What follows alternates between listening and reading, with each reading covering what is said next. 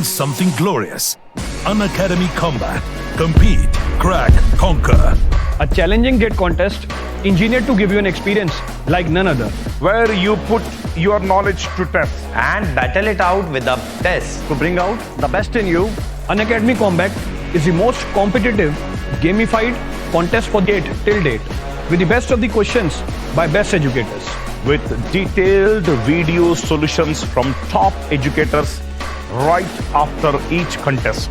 Combat live with peers to get real-time rankings and win big. Participate in every contest to improve your ratings.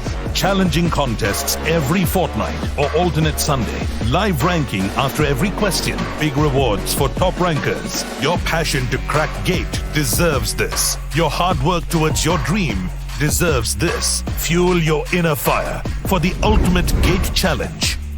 Unacademy Combat. Register now.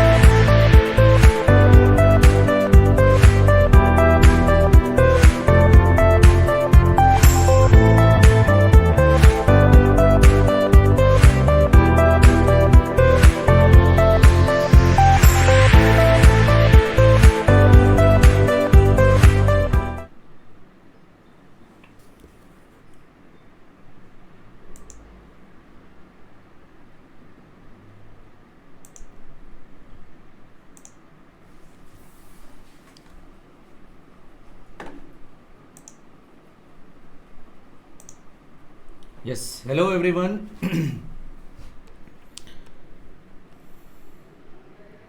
सो हम ये question से start करने वाले हैं आज का session.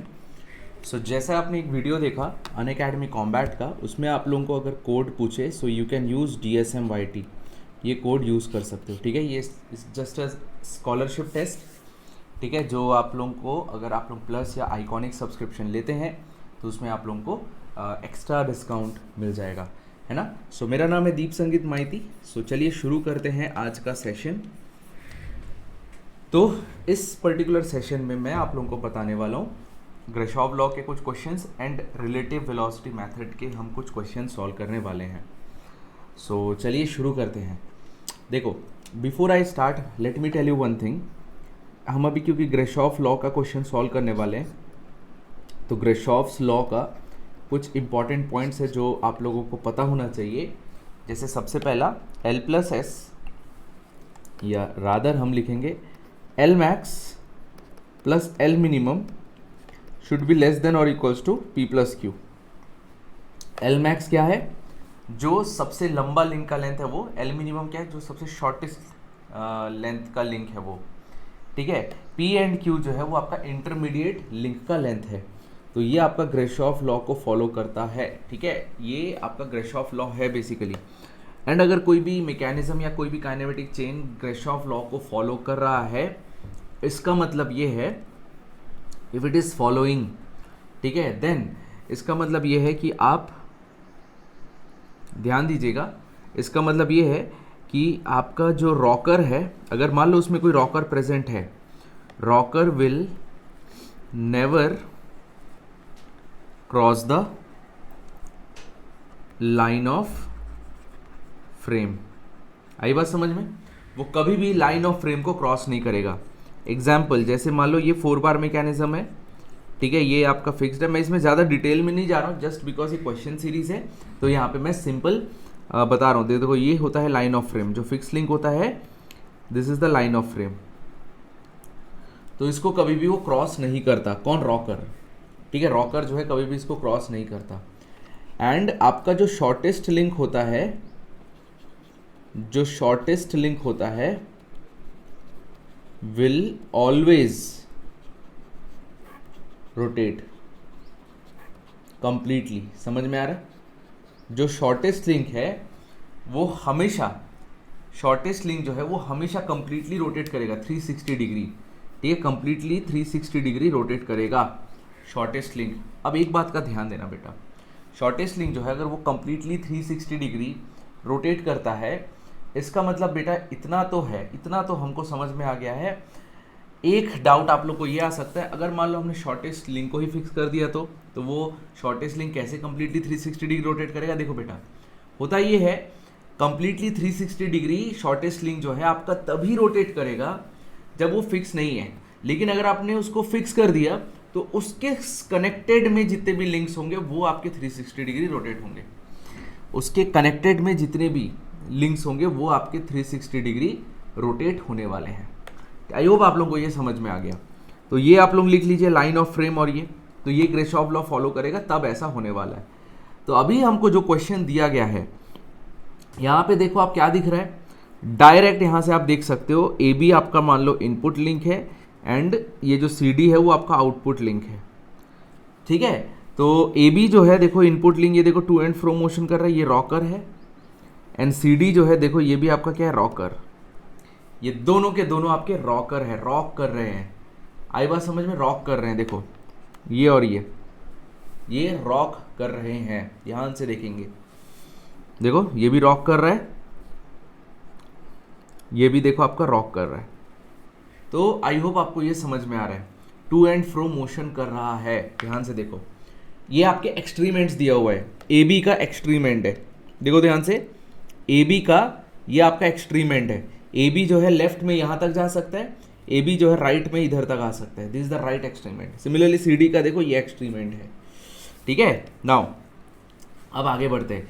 अगर ये एक्सट्रीमेंट है तो आप देख सकते हो दोनों के दोनों रॉकर है, क्योंकि कोई भी कंप्लीटली रोटेट ही नहीं कर रहा है। अगर कोई भी कंप्लीटली रोटेट नहीं कर रहा है मतलब ये दोनों आपके रॉकर है। अब देखो अगर ये दोनों रॉकर है, दैट मीन्स बेटा एक बात तो मेरे को पक्का समझ में आ गया, अगर ये दोनों के दोनों रॉकर है तो ये हमारा क्या है, ग्रेशॉफ्स का,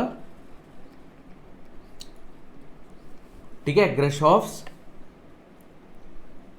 रॉकर मैकेनिज्म। समझ में आ रहा है? ये आपका है ग्रेशॉफ्स रॉकर मैकेनिज्म। आई बात समझ में? ये आपका ग्रेशॉफ्स का रॉकर मैकेनिज्म है। ग्रेशॉफ्स का रॉकर मैकेनिज्म क्यों है ये ग्रेशॉफ्स का रॉकर मैकेनिज्म बेटा इसलिए है ना, बिकॉज ये जो रॉकर है वो ये लाइन ऑफ फ्रेम को पार नहीं कर रहा है। ये लाइन ऑफ फ्रेम को पार नहीं कर रहा है, मतलब ये ग्रेशॉफ्स का रॉकर मैकेनिज्म है। आप लोगों को पता होगा नॉन ग्रेशॉफ का भी रॉकर मैकेनिज्म होता है, बट उसमें जो उसका रॉकर होता है वो ये लाइन ऑफ फ्रेम को घूम के पूरा क्रॉस कर जाता है, बट इसमें नहीं करता। तो बेस्ड ऑन दैट आप ये ऑप्शंस को मैच कराइए। ऐसा कौन सा लिंक है, हम सभी को पता है ग्रेशॉफ्स का रॉकर मैकेनिज्म तभी मिलता है जब आपका the link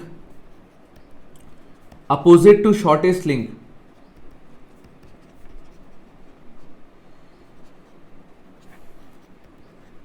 is fixed. The link opposite to shortest link is fixed.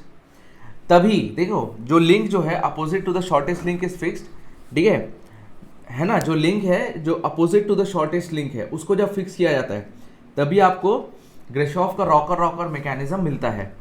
तो अब आपको ऑप्शन से सॉल्व करना होगा कि इसमें कौन सा लिंक है जो कि शॉर्टेस्ट लिंक के अपोजिट में है एंड वो फिक्स्ड है, शॉर्टेस्ट लिंक के अपोजिट वाला फिक्स्ड है, तो वो ग्रेशॉफ्स का रॉकर मैकेनिज्म देगा। ठीक है, तो ऑप्शन ए से जाते हैं। ऑप्शन ए में अगर आप नोटिस करते हो, चलो ऑप्शन ए, एक एक ऑप्शन आप लोग भी सॉल्व कर सकते हो, आप लोग भी पॉज करके सॉल्व कर सकते हो।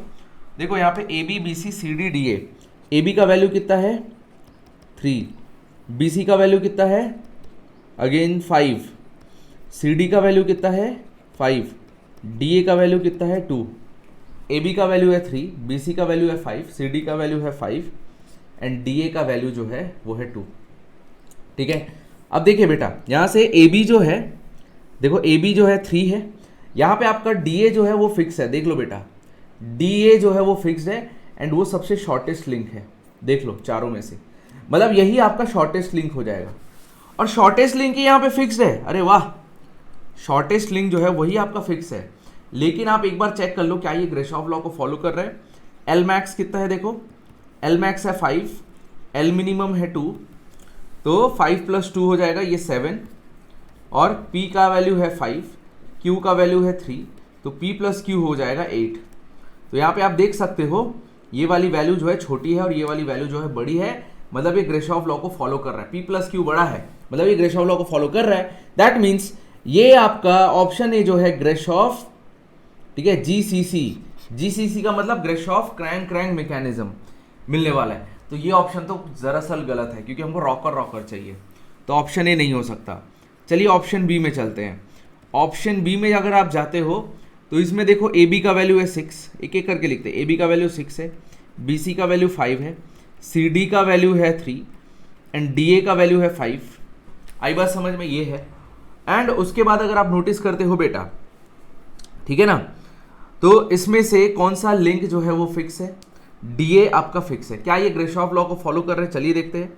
ये रहा एल मैक्स की वैल्यू 6 है एंड एल मिनिमम का वैल्यू 3 है, तो ये हो गया 9 और ये P और ये Q हो गया, तो P + Q कितना हो गया 5 + 5 10, तो P + Q अगेन बड़ा हो गया, तो ये भी ग्रेशॉफ लॉ को फॉलो कर रहा है। लेकिन यहाँ पे कौन सा लिंक फिक्स है, देखिए यहाँ पे आपका अगेन एडी लिंक फिक्स है, ठीक है ना, एडी लिंक फिक्स है।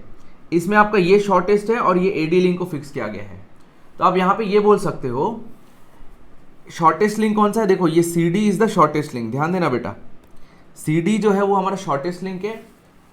C D link shortest link है, शॉर्टेस्ट लिंक के एडजेसेंट वाला फिक्स किया गया है जो कि डी ए है बी ऑप्शन में। तो मतलब ये the link adjacent to the shortest link is fixed. यहाँ पे लिख देंगे कौन सा लिंक फिक्स है, the link which is adjacent to the shortest link, उसको फिक्स किया गया है। इसका मतलब बेटा ये है, ये आपका ग्रेशॉफ का क्रैंक रॉकर बनने वाला है। ग्रेशॉफ का क्रैंक रॉकर ये बनने वाला है, यस, ग्रेशॉफ का क्रैंक रॉकर बनने वाला है। तो ऑप्शन बी जो है वो भी आपका गलत हो जाएगा। चलिए ऑप्शन सी में चलते हैं। चलिए ऑप्शन सी में चलते हैं। यहाँ पे लिखता हूँ, ऑप्शन सी के लिए भरपूर जगह है। ऑप्शन सी में देखो ये रहा आपका, ठीक है, ध्यान दीजिएगा, ए बी का वैल्यू है 5, बी सी का वैल्यू है 2, सी डी का वैल्यू है 4, डी ए का वैल्यू है 5, डी ए का वैल्यू जो है वो है 5। तो यहाँ पे आपका ये रहा शॉर्टेस्ट लिंक। अगेन हाँ, ये भी ग्रेशॉफ लॉ को फॉलो कर रहा है, चेक कर लो आप। वही कौन सा condition, L max plus L minimum should be less than और इक्वल्स टू P + Q। तो इसमें फिक्स कौन सा है, again D A is fixed, shortest link है BC, ठीक है, तो BC आपका शॉर्टेस्ट लिंक है। सी ऑप्शन में BC आपका शॉर्टेस्ट लिंक है एंड BC के अपोजिट वाला लिंक आपका फिक्स्ड है, मतलब शॉर्टेस्ट लिंक के अपोजिट वाला फिक्स्ड है, मतलब ये आपका ग्रेशॉफ का रॉकर मैकेनिज्म होगा। तो ऑप्शन सी इज करेक्ट। अब लोग यहाँ पे कंफ्यूजन होंगे डी ऑप्शन में। आइए डी ऑप्शन को देखते हैं। डी ऑप्शन में आप देखोगे एल मैक्स की वैल्यू कितनी है 5, एल मिनिमम की वैल्यू कितनी है 2, P का वैल्यू है 2, Q का वैल्यू है 4। तो यहाँ से आपका ग्रेशॉफ लॉ फॉलो नहीं हो रहा है क्योंकि L max plus L minimum हो जा रहा है 7, P + Q कितना हो जा रहा है 4। तो यहाँ से सॉरी 4 नहीं है 6। तो यहाँ से आप देख सकते हो L max plus L minimum जो है वो बड़ा है। आई बात समझ में, L max plus L minimum जो है वो आपका बड़ा है P + Q से। अगर ये दोनों बड़े हैं, L max plus L minimum अगर P + Q से बड़ा है बेटा, इसका मतलब ये नॉन ग्रेशॉफ हुआ। और नॉन ग्रेशॉफ तो हमेशा क्या होता है, हमेशा रॉकर रॉकर होता है। चाहे आप कोई भी लिंक को फिक्स करो वो हमेशा रॉकर रॉकर होगा, लेकिन उसका जो रॉकर रहता है ना वो लाइन ऑफ फ्रेम को पार कर जाता है। मतलब उनका जो एक्सट्रीम एंड है वो कुछ ऐसा बनेगा, ये घूम के इधर आ जाएगा, ये घूम के इधर आ जाएगा, लेकिन कभी भी कंप्लीटली 360 डिग्री रोटेट नहीं होंगे बेटा। आई होप आप लोगों को ये क्रिस्टल क्लियर हुआ। तो इसलिए ऑप्शन डी भी इनकरेक्ट है, क्योंकि इसमें एक्सट्रीमेट्स दिया हुआ है, तो option C is the correct answer. I hope आप लोगों को ये ग्रेशॉफ लॉ का बढ़िया क्वेश्चन समझ में आया। किसी को कोई भी डाउट हो तो पूछ सकते हो। चलिए अगले सवाल की ओर बढ़ते हैं, नेक्स्ट क्वेश्चन की ओर बढ़ते हैं। बहुत ही शानदार लाजवाब क्वेश्चन है, चलिए इसको भी देखा जाए। देखो क्या बोला है, एक 4 बार लिंकेज है, ठीक है, जिसमें L1 जो है वो फिक्स्ड है। तो L1 का लेंथ, L2 का लेंथ, L3 का लेंथ, L4 का लेंथ दिया हुआ है, ठीक है। तो देखो L1 दिया हुआ है 2 सेंटीमीटर, L2 दिया हुआ है 5 सेंटीमीटर, L3 दिया हुआ है 8 सेंटीमीटर, L4 दिया हुआ है 10 सेंटीमीटर। और इसमें से बोल रहा है कि L1 जो है वो फिक्स्ड है। आई बात समझ में, L1 की वैल्यू जो है वो आपका फिक्स्ड है।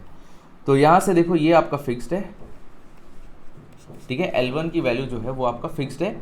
अगर L1 बेटा हमारा फिक्स्ड है, जो कि क्या है देखो शॉर्टेस्ट लिंक, ठीक है, शॉर्टेस्ट लिंक, तो हमेशा सबसे पहले ग्रेशॉफ लॉ को फॉलो हो रहा है या नहीं हो रहा है वो चेक करो। तो L मैक्स कितना हो जाएगा बेटा, L मैक्स हो जाएगा 10, L मिनिमम कितना हो जाएगा बेटा 8, P जो है 5, Q जो है 2। आई am so sorry, L minimum तो आपका 2 है एंड Q जो है आपका 8 हो जाएगा। तो यहाँ से देखिए इन दोनों का सम हो जाएगा 12 एंड इन दोनों का सम 5 + 8 हो जाएगा 13। तो P + Q बड़ा है, मतलब ये ग्रेशॉफ लॉ को फॉलो कर रहा है। तो ये आपका डबल क्रैंक मैकेनिज्म होगा। क्यों पूछिए डबल क्रैंक मैकेनिज्म, क्योंकि आपने L1 को फिक्स किया हुआ है। अगर आपने L1 को फिक्स किया है मतलब आपने शॉर्टेस्ट लिंक को फिक्स किया हुआ है, और जब भी शॉर्टेस्ट लिंक को फिक्स किया जाता है तो अगर वो ग्रेशॉफ लॉ को फॉलो कर रहा है मतलब वो ग्रेशॉफ क्रैंक मैकेनिज्म है। ठीक है क्या है, ग्रेशॉफ क्रैंक मैकेनिज्म या फिर ग्रेशॉफ का डबल क्रैंक मैकेनिज्म। आई होप आप लोगों को ये क्रिस्टल क्लियर समझ में आया, ठीक है। चलिए आगे बढ़ते हैं।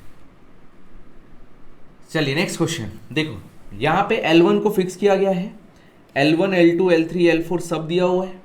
सबसे पहले तो ग्रेशॉफ लॉ चेक करिए। तो L मैक्स की वैल्यू जो है वो कितना है देखो 6, L मिनिमम का वैल्यू कितना है देखो, L मैक्स का वैल्यू है 6, L मिनिमम का वैल्यू है देखो 2, P का वैल्यू है 4, Q का वैल्यू है 3, ठीक है। यस देखो यहाँ पे इन दोनों का सम L max plus L minimum 8 आ रहा है और P प्लस Q का सम आ रहा है 8 से 7। तो यहाँ से आपका इन दोनों का सम जो है ये बड़ा हो गया, मतलब ये नॉन ग्रेशॉफ हो गया। और अगर नॉन ग्रेशॉफ होता है तो हमेशा डबल क्रैंक मिलता है, सॉरी नॉन ग्रेशॉफ होता है तो हमेशा डबल रॉकर मिलता है। तो यहाँ से ऑप्शन बी करेक्ट हो जाएगा। चलिए आगे बढ़ते हैं। अब हमारा ये लाजवाब शानदार क्वेश्चन की ओर बढ़ते हैं। बिफोर आई स्टार्ट इस क्वेश्चन को, मैं आप लोगों को कुछ थोड़ी देर के लिए चंद टाइम दूंगा, थोड़ा सा देख लीजिए इस क्वेश्चन में आप लोगों को क्या दिख रहा है, क्या क्या हो सकता है, ज़रा सा देख लीजिए। और कोई भी दिक्कत होगा तो मैं तो हुई, एक बार देखो मैं इसको फिर समझाऊंगा। I will definitely explain it.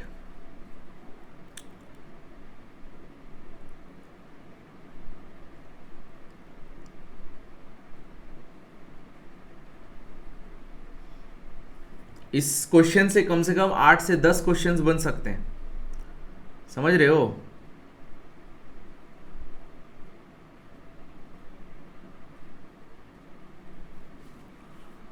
आठ से 10 क्वेश्चंस बन सकते हैं। अभी मैं बना के दिखाऊंगा पूरा। देखो सबसे पहले तो बेटा एक चीज समझ लो आप लोग, ये जो है आपका 4 बार मैकेनिज्म की तरह एक्ट होगा। कैसे 4 bar mechanism with one of the link having variable, ठीक है ना, one of the link having variable length, ठीक है, one of the link having variable length. देखो ये आपका 40 सेंटीमीटर जो कि फिक्स्ड है, ये आपका 20 सेंटीमीटर जो कि वो भी आपका फिक्स्ड लेंथ है, ये आपका 35 सेंटीमीटर जो कि वो भी फिक्स्ड लेंथ है। लेकिन आप एक चीज़ देखो, ये पॉइंट ए है, ये वाला पॉइंट बी है, तो ए बी लेंथ मान लो, तो ए बी लेंथ जो है वो आपका वेरिएबल है। ए बी लेंथ जो है वो वेरिएबल है, जिसका वेरिएबल क्या है एस। तो इसमें जो एस है ना बेटा, एस क्या है, स्लाइडिंग पेयर या फिर प्रिज्मेटिक पेयर, स्लाइडिंग पेयर या फिर प्रिज्मेटिक पेयर। तो स्लाइडिंग पेयर बोल लो या फिर प्रिज्मेटिक पेयर बोल लो, ठीक है, या तो स्लाइडिंग पेयर या फिर प्रिज्मेटिक पेयर बोल लो। तो एक्चुअली क्या है ना, ये ए बी का जो लेंथ है वो आपका वेरिएबल लेंथ है, वो आपका चेंज हो सकता है। So I can say that this is a 4 bar mechanism with one of the link having variable length, ठीक है। वन ऑफ द लिंक का जो लेंथ है वो आपका वेरिएबल है, क्योंकि देखो ये प्रिज्मेटिक एस जो है वो आपका क्या है, प्रिज्मेटिक पेयर।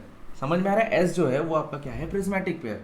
और एस अगर हमारा प्रिज्मेटिक पेयर है बेटा, है ना, अगर एस हमारा प्रिज्मेटिक पेयर है, इसका मतलब मेरे को ये पक्का पता है कि आप ए एंड बी के बीच में, ए एंड पॉइंट बी के जो लेंथ है वो आपका चेंज हो सकता है, ठीक है। यहाँ पे आपका पिस्टन सिलेंडर है बेसिकली, ठीक है। तो ए एंड बी एक दूसरे के ऐसे पास दूर जा सकते हैं।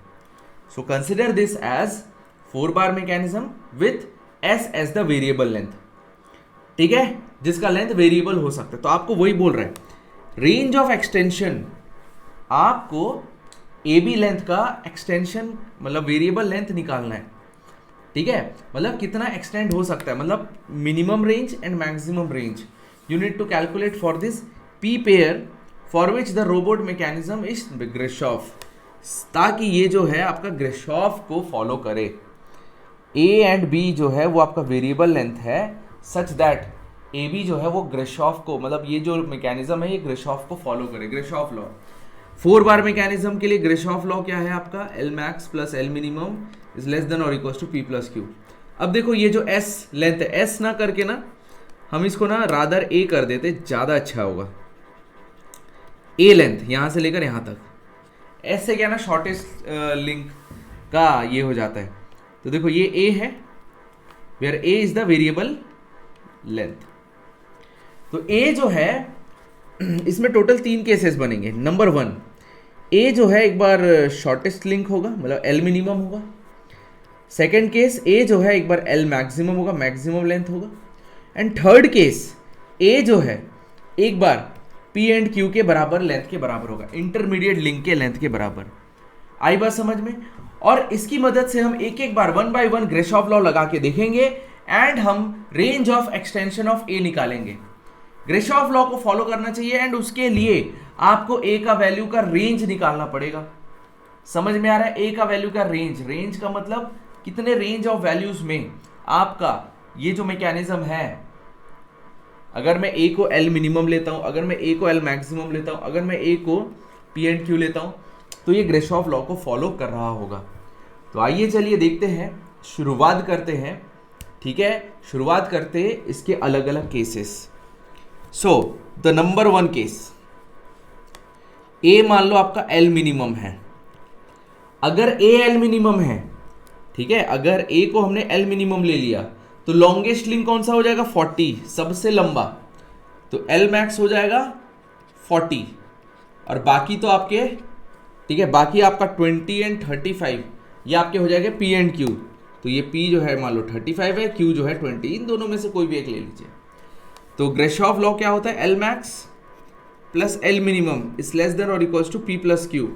तो एल मैक्स कितना है देखो 40, एल मिनिमम कितना है देखो ए इज लेस देन और equals to P plus Q, that is 35 plus 20। आई बात समझ में? तो यहाँ से ए जो है इज लेस देन और इक्वल्स टू कितना हो जाएगा देखो 55 माइनस 40, ये हो जाएगा 15। तो ए का वैल्यू जो है वो 15 से कम होना चाहिए, तब जाके ये ग्रिशॉफ लॉ को फॉलो कर रहा होगा और ए जो है आपका मिनिमम भी होगा। तो यहाँ पे 2 चीजें हुई। ये कौन सी कंडीशन है जिसमें ये आपका ग्रिशॉफ लॉ को फॉलो करेगा? सबसे पहला point, it follows the Grashof law, सबसे पहला पॉइंट। दूसरा, सबसे पहला पॉइंट ग्रिशॉफ लॉ को फॉलो करेगा, सबसे पहला पॉइंट। एंड सेकेंड पॉइंट बेटा ये है, ठीक है, सेकेंड पॉइंट ये आपका ए जो है आपका एल मिनिमम के बराबर होगा। यस, ए जो है आपका मिनिमम लेंथ के बराबर होगा। आई होप आपको ये क्रिस्टल क्लियर है, ठीक है, आई होप आपको ये अच्छे से क्रिस्टल क्लियर है। लेकिन यहाँ पे ये कंप्लीट आंसर नहीं है।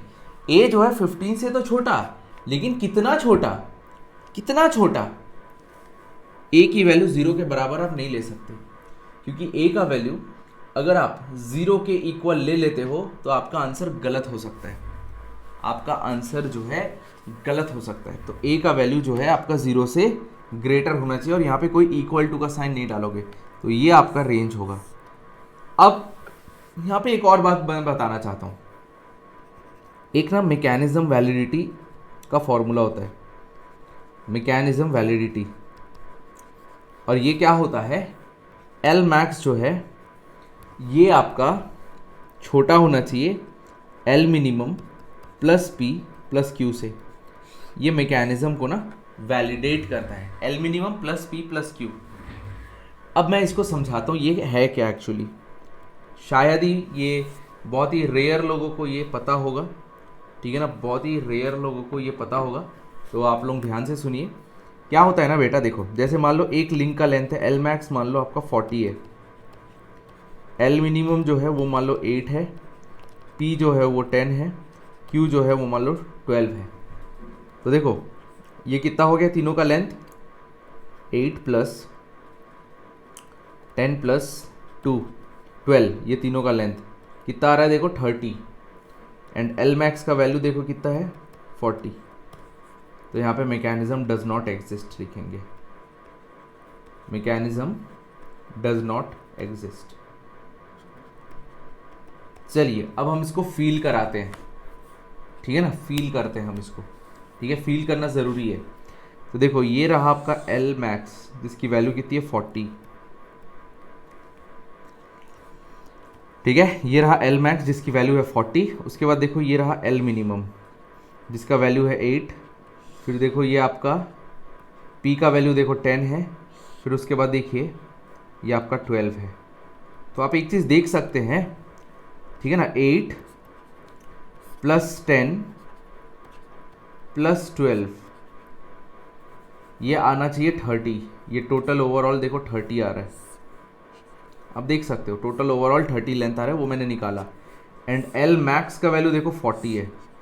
तो कैसे बनेगा मैकेनिज्म, देखो ये एक लिंक है, ये भी एक लिंक है, ये भी एक लिंक है, ये तीनों लिंक्स मिलकर इसको जोड़ ही नहीं पा रहे हैं, तो कहाँ से बनेगा, नहीं बन सकता, यहाँ पे मैकेनिज्म डज नॉट एग्जिस्ट।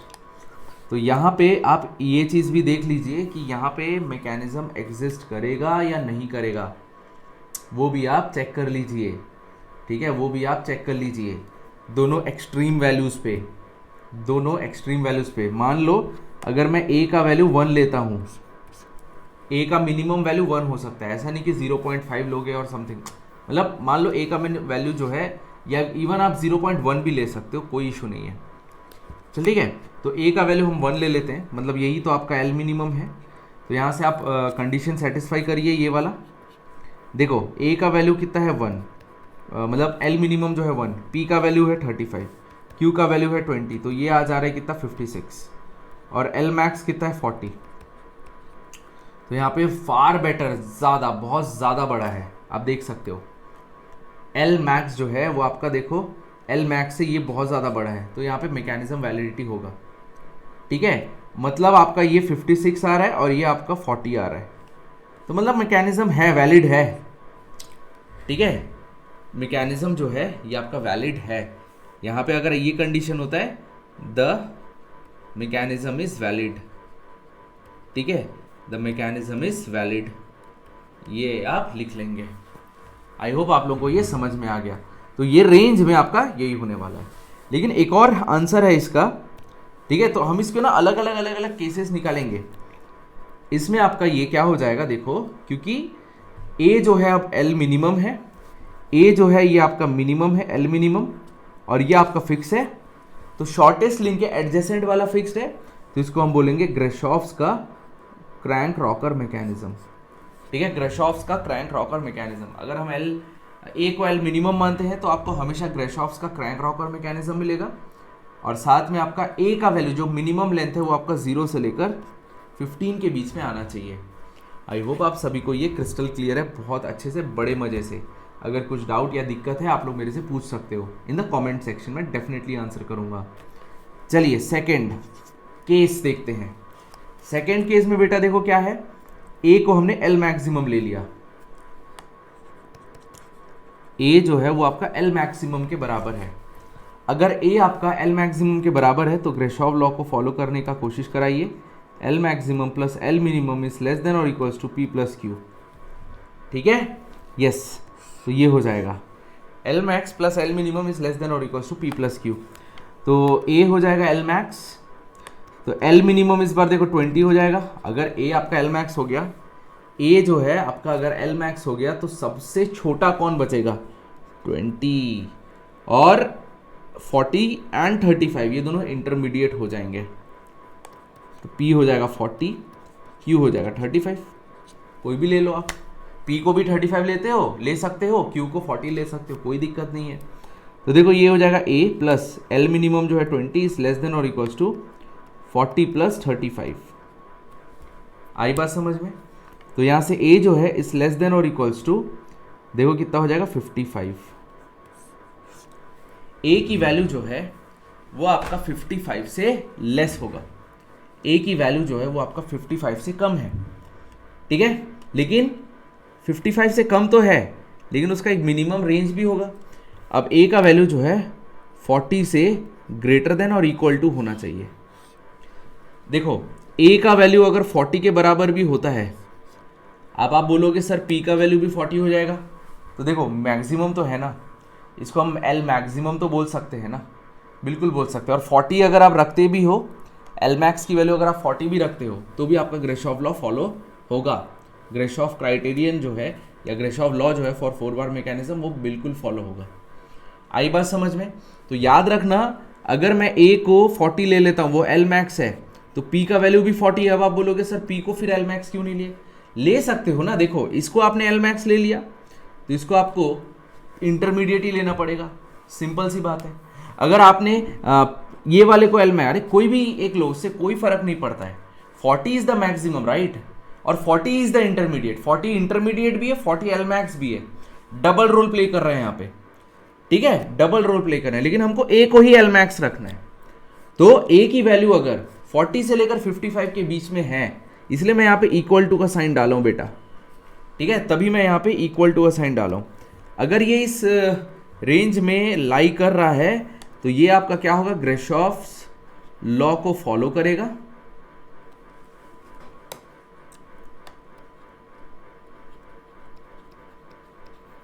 ठीक है, ग्रेशॉफ लॉ को फॉलो करेगा।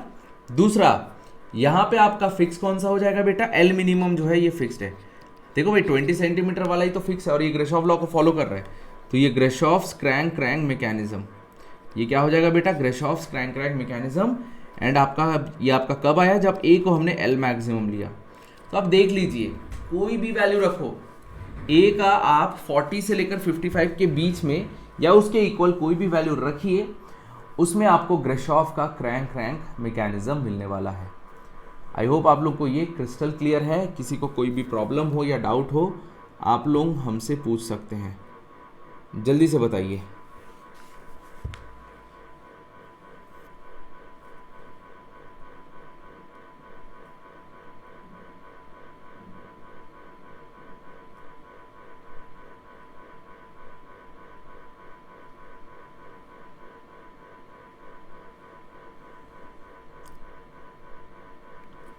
चलिए आगे बढ़ते हैं।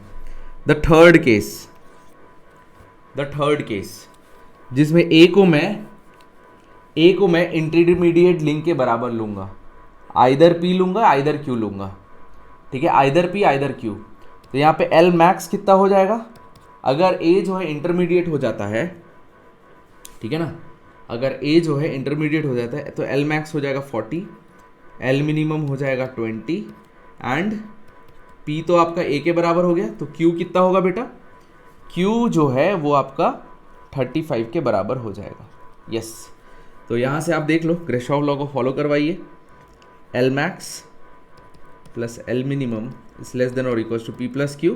तो L मैक्स है देखो 40, L मिनिमम है देखो 20, इज लेस देन और इक्वल्स टू P प्लस 35।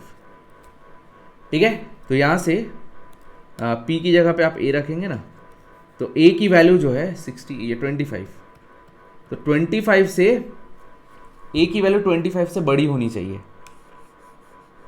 देखो, तो ए का वैल्यू 25 से बड़ा होना चाहिए, लेकिन कितना बड़ा, ऐसा तो नहीं है ना कि आप कितना भी बड़ा करते जाओगे, no it's not like that, आप कितना भी बड़ा नहीं कर सकते। तो यहां पे क्या हो जाएगा, it should be less than 40, less than और इक्वल टू 40। अब देखो यहां पे इक्वल टू का साइन भी डाला गया है, यहाँ पे इक्वल टू का साइन भी डाला गया है। यहाँ पे इक्वल टू का साइन इसलिए डाला गया है, इवन अगर आपका ए का वैल्यू 40 है तो इसको आप पी में रख दीजिए, इसको आप पी के इक्वल कर दो। हालांकि एल मैक्स 40 है, तो यहाँ पे अगेन 40 जो है ये डबल रोल प्ले कर रहा है। 40 जो है ये आपका डबल रोल प्ले कर रहा है, मैक्सिमम लेंथ का भी, इंटरमीडिएट लेंथ का भी। आई बात समझ में, मैक्सिमम लेंथ का भी एंड इंटरमीडिएट लेंथ का भी, दोनों का। तो कोई प्रॉब्लम नहीं है, दोनों कर सकता है ना, लेकिन ग्रेशॉफ लॉ तो फॉलो हो रहा है ना, बिल्कुल। तो ये ग्रेशॉफ लॉ फॉलो हो रहा है, लेकिन ये कौन सा मैकेनिज्म होगा वो देख लीजिए, ठीक है, कौन सा मैकेनिज्म होगा वो देख लीजिए। ग्रेशॉफ लॉ फॉलो हो रहा है, और कौन सा मैकेनिज्म होगा, अगेन देखो 20 ही आपका फिक्स है, आपका फिक्स जो है 20 सेंटीमीटर वाला ही है, उसको हम कोई चेंज नहीं कर रहे हैं। तो अगर 20 शॉर्टेस्ट लिंक, ये इस बार शॉर्टेस्ट होगा, यही तो आपका एल मिनिमम है। अगर शॉर्टेस्ट लिंक यही है तो मतलब आपका ये ग्रेशॉफ का क्रैंक मैकेनिज्म हो जाएगा। तो ग्रेशॉफ का क्रैंक मैकेनिज्म जब आपका ए जो है इंटरमीडिएट लेंथ के बराबर होगा। आई होप आप लोगों को ये एकदम क्रिस्टल क्लियर समझ में आया, ठीक है, बहुत अच्छे से समझ में आया है। यस, चलिए आगे बढ़ते हैं। अगर किसी को कोई डाउट है तो पूछो, अगर किसी को कोई भी डाउट है इस सवाल में बिल्कुल पूछ सकते हो यहाँ तक। चलो वेरी गुड। अब देखो यहाँ पे आपका सारा रेंज आ गया है, ये आपका एक और रेंज आ गया, मतलब इसमें ग्रेशॉफ का क्रैंक मैकेनिज्म है, इसमें भी ग्रेशॉफ का क्रैंक मैकेनिज्म है। फोर्थ में अब हम L maximum plus L minimum is greater than P plus Q. L maximum plus L minimum is greater than P plus Q, ठीक है। तो एल मैक्सिमम की वैल्यू देखो कितनी है, एल मैक्सिमम की वैल्यू, अब देखो यहाँ पे एक बात मैं बता दूं, ये क्या कब होता है, जब आपका नॉन ग्रेशॉफ लॉ के लिए होता है, ठीक है, नॉन ग्रेशॉफ लॉ के लिए L max plus L minimum is greater than P plus Q. Equal to का साइन इसमें नहीं आता।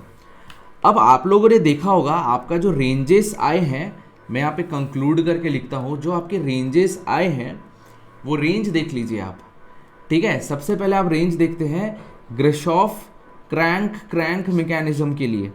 एक है देखो 40 से लेकर 55 के बीच में, और दूसरा है 25 से लेकर 40 के बीच में। पहला है 40 से 55 के बीच में, दूसरा है 25 से 40 के बीच में। आई बात समझ में, ये दोनों आपके वो है। अब दोनों को अगर आप कंबाइन करते हो बेटा, अगर मैं दोनों को कंबाइन करता हूं तो देखो कितना हो जाएगा, 25 से लेकर 55 के बीच में। आई बात समझ में, ए का वैल्यू जो है वो 25 से लेकर 55 के बीच में आएगा। आई होप आपको ये समझ में आया। अगर ऐसा होता है तो आपका ये ग्रेशॉफ्स का क्रैंक मैकेनिज्म है, या ग्रेशॉफ का डबल क्रैंक मैकेनिज्म है। क्योंकि देखो ये आपका 40 से लेकर 55 और ये 25 से लेकर 40, दोनों को कंबाइन कर दिया। आई होप आपको समझ में आ गया, ठीक है।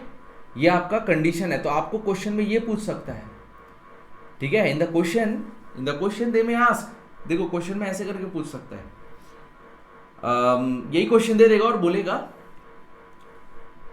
what should be the range of value of A such that the mechanism is Grashoff's crank mechanism, such that the mechanism is Grashoff's का crank mechanism। और आपके पास 4 ऑप्शंस होंगे जिसमें से ये ऑप्शन करेक्ट होगा। याद रखना 25 से लेकर 55 के बीच में आपका ग्रेशॉफ का क्रैंक मैकेनिज्म हो रहा है। हालांकि जब उसमें से जो आउट ऑफ इट 40 से लेकर 55 के बीच में है क्या आपका, जिसमें हमने ए को एल मैक्स माना है, और एक दूसरा क्या है 25 से लेकर 40 के बीच में, उसमें हमने ए को ए को इंटरमीडिएट लिंक लेंथ के बराबर माना है, ठीक है। और एक और है, अगर मान लो क्वेश्चन में पूछा व्हाट इज द कंडीशन या what is the range of A, जिसमें आपका ये जो मैकेनिज्म जो आपको गिवन है वो आपको ग्रेशॉफ क्रैंक रॉकर मैकेनिज्म होगा, ठीक है। ग्रेशॉफ्स का क्रैंक रॉकर मैकेनिज्म, समझे मेरी बात? ग्रेशॉफ्स का क्रैंक रॉकर मैकेनिज्म को फॉलो करेगा। तो आपका आंसर देना है ये 0 से लेकर 15 के बीच में ए का वैल्यू, ठीक है। अगर ग्रेशॉफ्स क्रैंक रॉकर मैकेनिज्म होगा, ऐसा मतलब मान के चलो ये बोल रहा है इसको कि भाई इसमें से कौन सा ये जो मैकेनिज्म जो क्वेश्चन में दिया हुआ है उसमें आपका ए का जो वैल्यू है उसका रेंज क्या होना चाहिए, सच दैट आपका जो मैकेनिज्म है ग्रेशॉफ्स का क्रैंक रॉकर मैकेनिज्म होगा। तो उसके लिए आपको ये वाला आंसर टिक करना है, ए का वैल्यू 0 से लेकर 15 के बीच में, ठीक है। ये दूसरे क्वेश्चन हो गए, दूसरा क्वेश्चन हो गया, ठीक है, बहुत बढ़िया, ठीक है। अब देखो आपने अभी देखा 0 से ए का वैल्यू 0 से लेकर 15 में ये आपका ग्रेशॉफ का क्रैंक रॉकर मैकेनिज्म हो रहा है। अगर ए का वैल्यू 25 से लेकर 55 के बीच में है तो इसको हम ग्रेशॉफ्स का क्रैंक मैकेनिज्म बोलते हैं। आई बात समझ में? एक होता है ग्रेशॉफ्स का क्रैंक रॉकर मैकेनिज्म 0 से लेकर 15 में, और एक है ग्रेशॉफ्स का क्रैंक मैकेनिज्म जो कि 25 से लेकर 55 के बीच में। तो व्हाट अबाउट 15 से लेकर 25 के बीच में? ध्यान से देखो 15 और 25 के बीच में क्या होगा? 15 से लेकर 25 के बीच में वो नॉन ग्रेशॉफ होगा बेटा।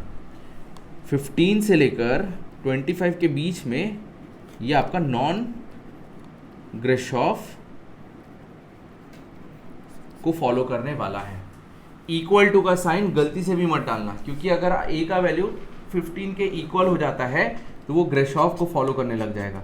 इवन ए का वैल्यू अगर 25 के बराबर हो जाता है तो भी वो ग्रेशॉफ को फॉलो करने लग जाएगा। आई होप आप लोगों को ये क्रिस्टल क्लियर है। तो नॉन ग्रेशॉफ, तो यहाँ पे बेटा एक बात समझो, कोई भी एक वैल्यू ले लो, ए की वैल्यू मान लो चलो 20 ले लेते हैं, ए का वैल्यू 15 से लेकर 25 के बीच में मान लो ए का वैल्यू 20 है, ठीक है ना, या चलो 19 रख लेते हैं, कोई भी ले लो यार, क्या फ़र्क पड़ता है। तो देखो एल मिनिमम कितना हो जाएगा, ए जो कि 19 है, एल मैक्सिमम कितना है 40 है, पी का वैल्यू कितना है 35 है, क्यू का वैल्यू है 20। चलिए इसमें पुट करते हैं, देखो एल मैक्स 40 है, एल मिनिमम 19 है, पी का वैल्यू है 35 प्लस 20, तो देखो ये हो जाएगा 59 और ये हो जाएगा 55। अरे वाह, देखो ये बड़ा हो गया। ये कौन सा है आपका L max plus L minimum, और ये कहाँ से आया पी प्लस क्यू से। तो L max plus L minimum जो है वो बड़ा है, तो मतलब ये नॉन ग्रेशॉफ हुआ। और अगर नॉन ग्रेशॉफ होता है तो इसको हम बोलते हैं रॉकर मैकेनिज्म। और ये कैसा रॉकर मैकेनिज्म होता है अभी बताया, जो लाइन ऑफ फ्रेम को क्रॉस करता हुआ जाता है। तो आपको क्वेश्चन में ये भी पूछ सकता है, ये जो मैकेनिज्म है उस मैकेनिज्म का ए का वैल्यू कितना होना चाहिए, इस पर्टिकुलर मैकेनिज्म का ए का वैल्यू कितना होना चाहिए, सच दैट वो नॉन ग्रेशॉफ लॉ को, मतलब सच दैट वो नॉन ग्रेशॉफ का रॉकर मैकेनिज्म बने, नॉन ग्रेशॉफ का रॉकर मैकेनिज्म बने। What should be the value of A? तो ये होना चाहिए। अब देखो there would be one more range, एक और रेंज होने वाला है। अगर हम ए का वैल्यू 55 से ग्रेटर रखते हैं बेटा, अगर हम ए का वैल्यू 55 से ग्रेटर रखते हैं, देखो क्योंकि आपका ए का मैक्सिमम वैल्यू 55 हो सकता है फॉर द ग्रेशॉफ्स। अगर ए का वैल्यू 55 से ऊपर हुआ तो, क्योंकि देखो ना सबसे मैक्सिमम वैल्यू पूरे रेंज में जो सबसे मैक्सिमम वैल्यू आई है वो है 55, वो आया है कितना 55। अगर मान लो ए का वैल्यू 55 से ऊपर हुआ तो, अगर मान लेते हैं ए का वैल्यू 55 से ऊपर हुआ तो, इक्वल टू मत लगाना, क्योंकि अगर आप इक्वल टू लगाते हो, क्योंकि अगर आप देखो इक्वल टू लगाते हो तो वो तो ग्रेशॉफ बन जाएगा, ग्रेशॉफ का क्रैंक बन जाएगा। लेकिन अगर ए की वैल्यू 55 से बड़ा, मतलब 56, 57, 58 समथिंग लाइक दैट, तो वो आपका क्या हो जाएगा, नॉन ग्रेशॉफ लॉ। अब लेकिन a का वैल्यू कितना बड़ा, 55 से कितना बड़ा, क्या वो इन्फिनिटी तक जाएगा? नहीं भाई, बिल्कुल नहीं। क्या वो इन्फिनिटी तक जाएगा? बिल्कुल भी नहीं। तो a का एक मैक्सिमम वैल्यू भी होगा, वो अगर आपको कैलकुलेट करना है तो a तो चलो आपका L मैक्स है, a आपका L मैक्स है, तो आपको मैकेनिज्म वैलिडिटी का फॉर्मूला लगाना पड़ेगा।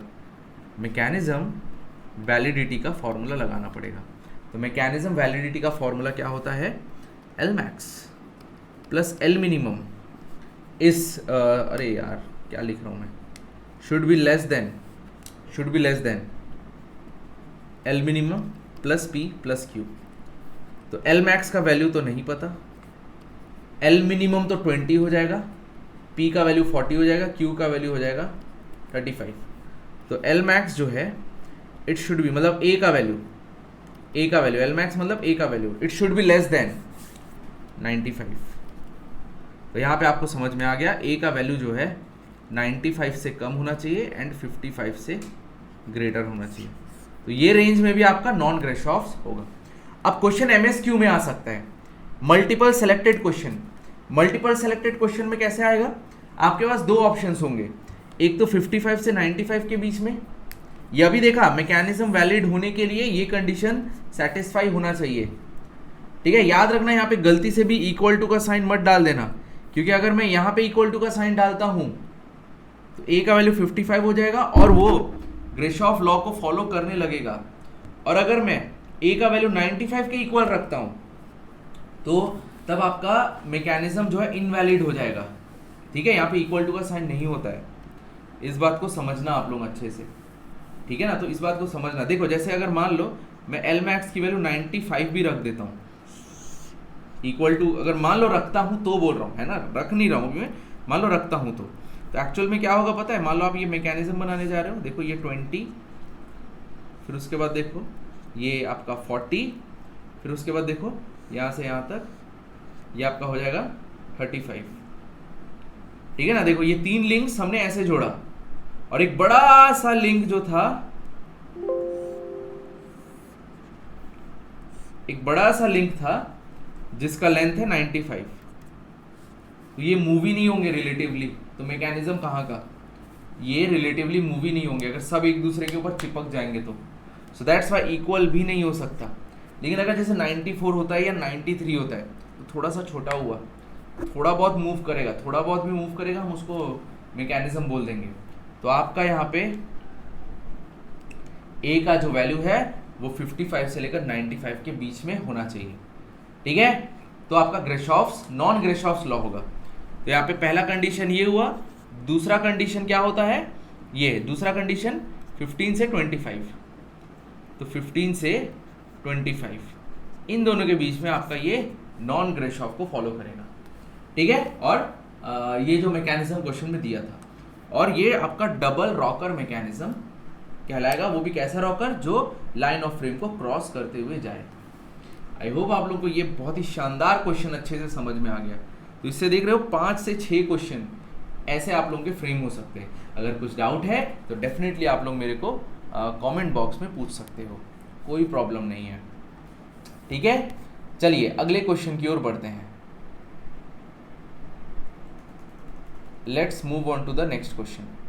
आइए बेटा, ये क्वेश्चन सॉल्व करिए। मैं आप लोगों को 2 मिनट का समय दे रहा हूँ, इस क्वेश्चन को ट्राई करिए, सॉल्व करिए, फिर मैं तो एक्सप्लेन करूँगा ही। ठीक है, चलिए ट्राई करिए, फिर मैं इसको एक्सप्लेन करूँगा। 2 मिनट का समय दे रहा हूँ मैं।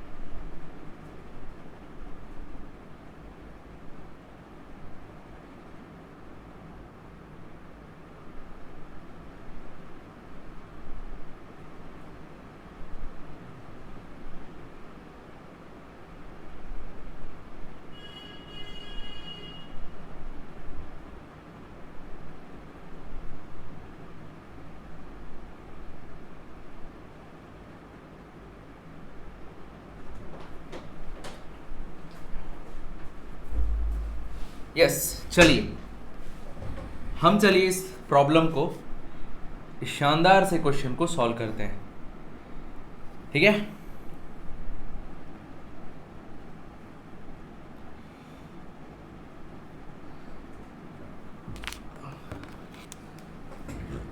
देखो इसमें बेसिकली हम एक रिजिड बॉडी कॉन्सेप्ट लगाने वाले हैं।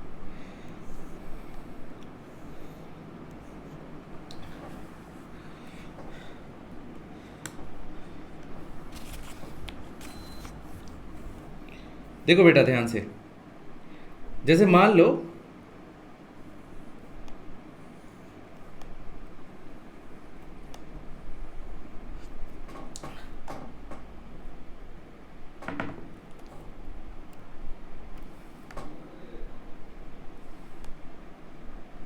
एकदम जनरल वे में बता रहा हूं, इसको अच्छे से समझना, ठीक है।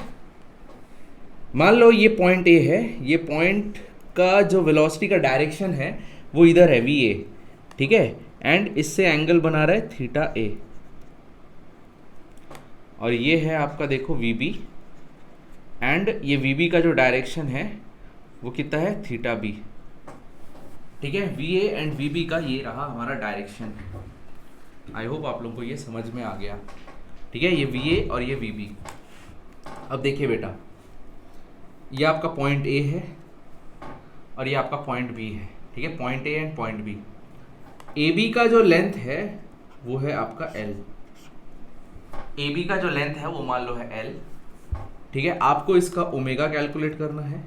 सबसे पहला आपको मान लो ये वी ए जो है वो 3 मीटर पर सेकेंड गिवन है, आपको थीटा ए जो है वो मान लो आपको 30 डिग्री गिवन है, या चलो यार अभी वैल्यूज़ नहीं लेते, सबसे पहले इसको डिराइव कर लेते हैं, ठीक है। आपको ओमेगा कैलकुलेट करना है एंड ये तो हम क्या क्या इक्वेशंस लगा सकते हैं, तो आइए चलिए समझते हैं धीरे धीरे।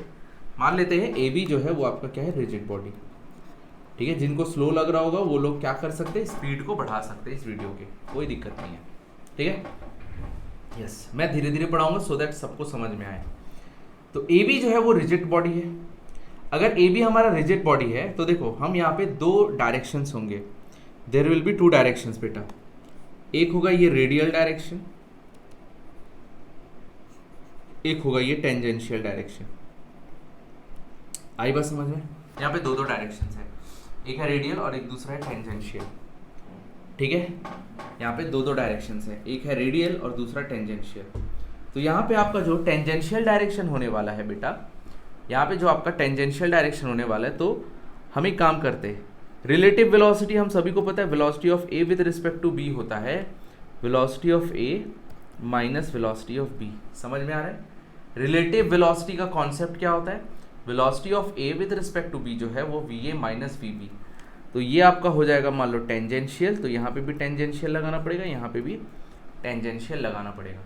Velocity of A with respect to B ये आपका tangential is equals to V A tangential minus V B tangential, ठीक है। तो देखो velocity of A with respect to B tangential, अगर मैं बोलता हूँ टेंजेंशियल तो ये कितना हो जाएगा, देखो omega into A B.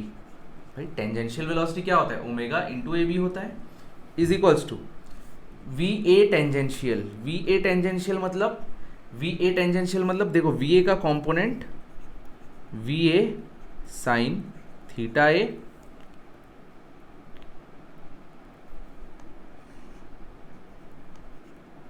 We A cos theta A, ठीक है। उसके बाद देखो ये हो जाएगा V B cos theta B, और उसके बाद देखो ये V B sine theta B.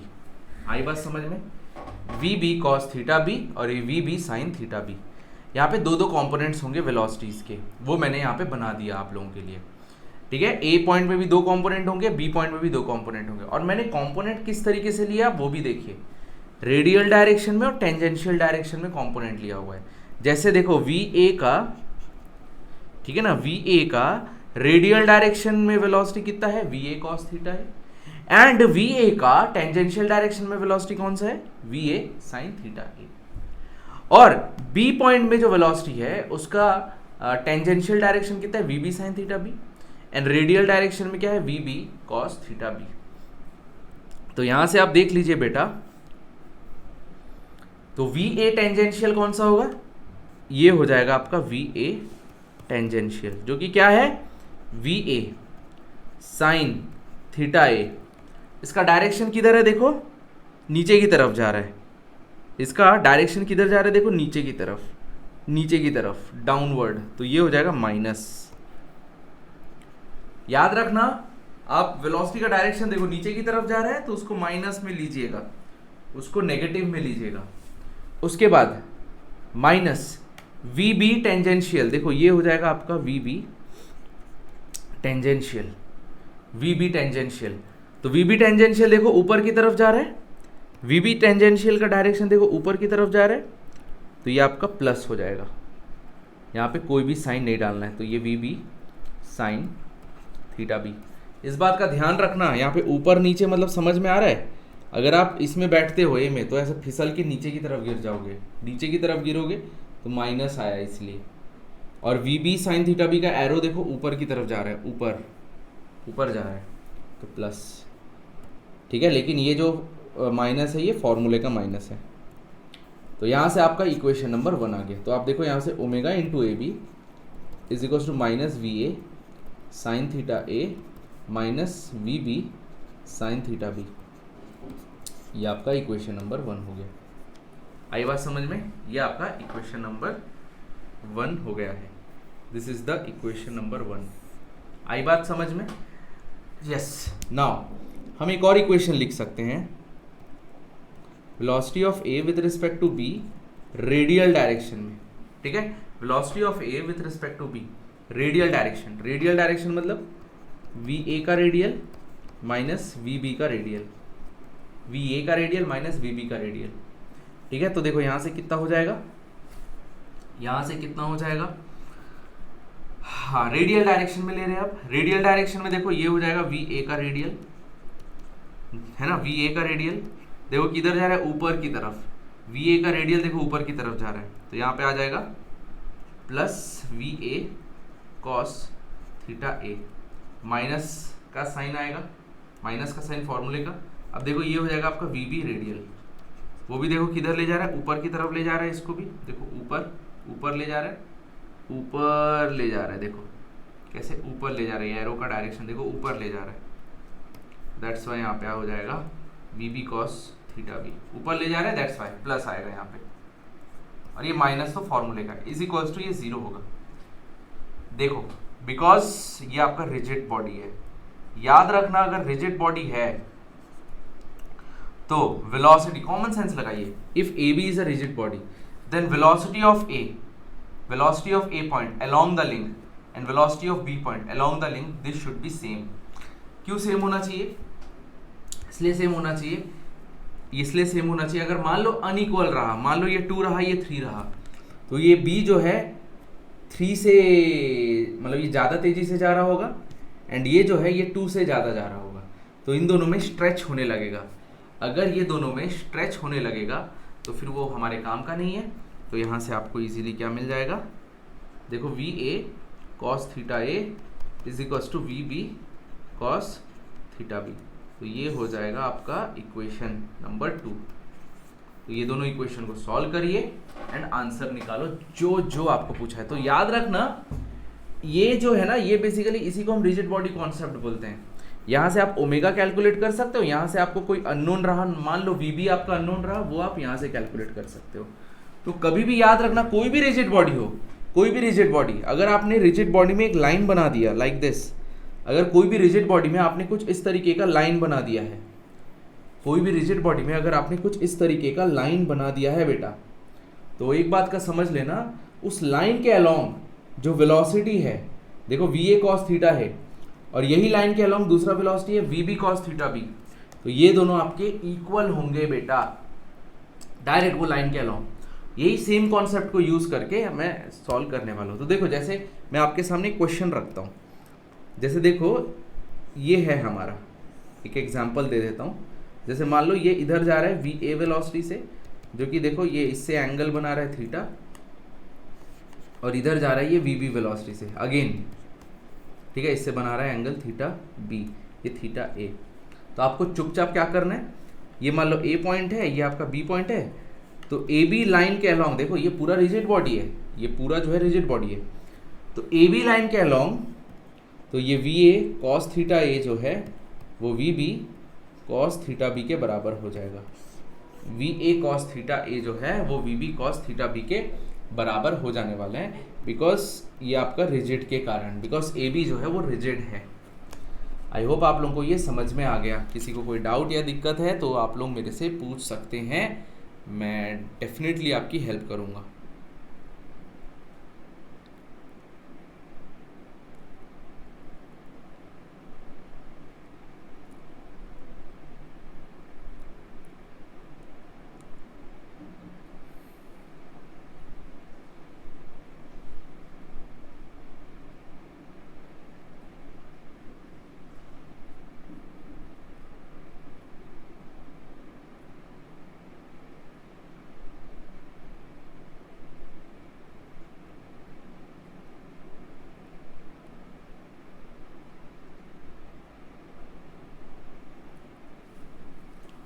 चलिए देखो ध्यान से, तो इस क्वेश्चन में हमको देखने से ये समझ में आ रहा है कि यस ये तो आपका पूरा रिजिड बॉडी है, yes this is a rigid body बेटा।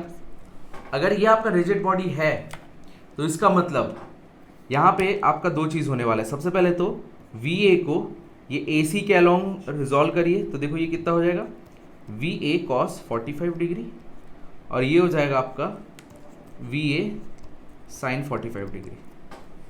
ठीक है, सिमिलरली हम ये वी बी को भी रिजॉल्व कर सकते हैं। देखो ये वी बी कॉस 60 डिग्री और ये हो जाएगा आपका वी बी साइन 60 डिग्री। आई बात समझ में? और क्योंकि ए सी जो है वो रिजिड है, ये जो ए सी है ना ये रिजिड है, तो देखो ये वी सी 1 हो जाएगा। ठीक है, और ये जो वी बी कॉस 60 है, देखो बी सी जो है वो भी रिजिड है, तो ये हो जाएगा आपका वी सी 2। तो इनके बीच का एंगल देखो कितना हो रहा है, 30 डिग्री।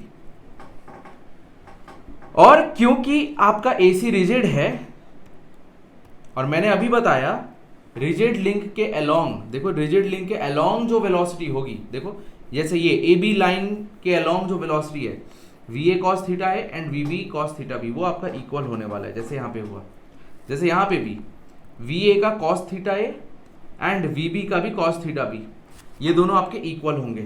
ये आपका रिजिड बॉडी कॉन्सेप्ट कहते हैं, क्योंकि ये दोनों वेलोसिटी अगर अलग अलग हुए तो ये स्ट्रेच होने लग जाएगा, इलोंगेट होने लग जाएगा। इमेजिन कर लो आप लोग। तो सिमिलरली यहाँ पे भी ए सी के अलोंग पॉइंट ए का वेलोसिटी एंड सी का वेलोसिटी ए सी के अलोंग सेम होना चाहिए, बिकॉज ये रिजिड है।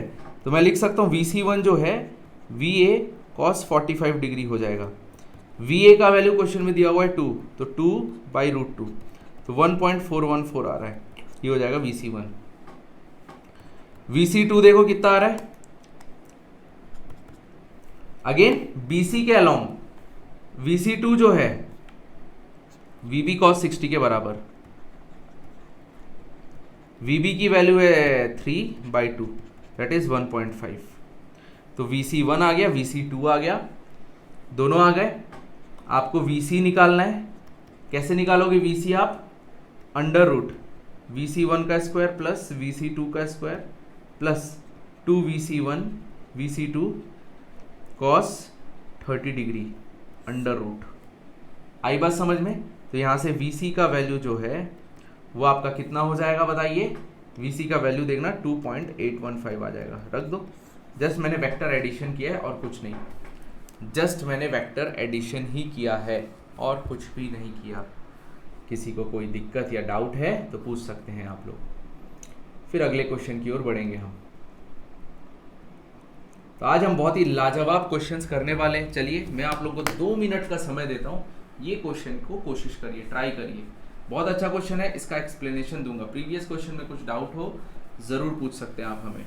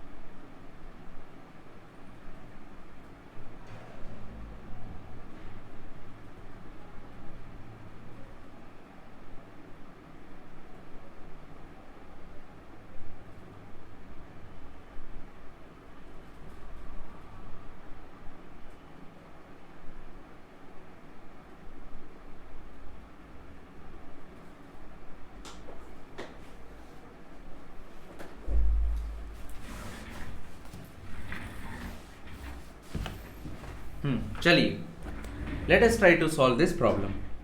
इस प्रॉब्लम को हम सॉल्व करते हैं। देखो यहां पे क्वेश्चन में बोला है the wheel is moving to a belt with velocity vc, ठीक है ना, एट द, हाँ देखो ये आपका एक व्हील है, ये आपका एक व्हील है और व्हील का जो सेंटर है, व्हील का जो सेंटर है उसका वेलोसिटी है vc is equal to 2 metre per second. OA जो है वो वर्टिकल है, OA इज वर्टिकल, मतलब ये आपका 90 डिग्री होगा,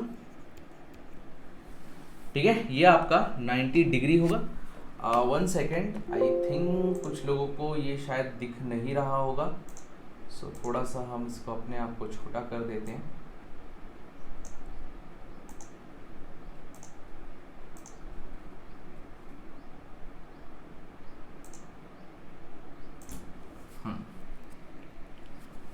या एक और चीज़ कर सकते हैं, 1 सेकेंड, इसको मूव कर देते हैं, सबसे बेस्ट। देखो इतना मेहनत से हम एक एक क्वेश्चन को टाइप करते हैं आपके लिए, ठीक है, बहुत मेहनत लगता है इसमें, तो आप लोग ज़रूर शेयर करिए सबके साथ, है ना, ज़रूर सभी के साथ शेयर करिएगा। आई होप आप लोगों को अब दिखाई दे रहा है। चलिए बॉस, एक सेकेंड आप,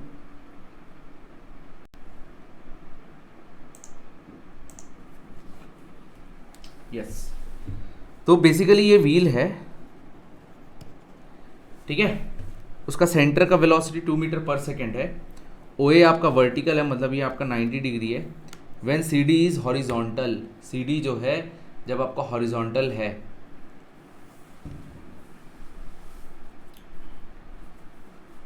वन सेकेंड,